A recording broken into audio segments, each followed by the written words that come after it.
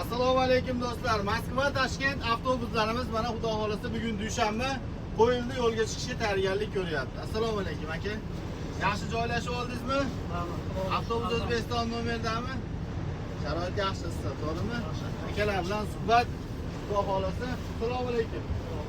Yaxshi joylashib oldingizmi? Qayerdan keldingiz? Yo'q, mana. Uzoq joylardan ham kelib ketyapti. Moskvadan reyslar har kuni. Assalomu alaykum aka. Joylashdingizmi? Issiqmi? Sharoit yaxshimi? Sharoit yaxshi.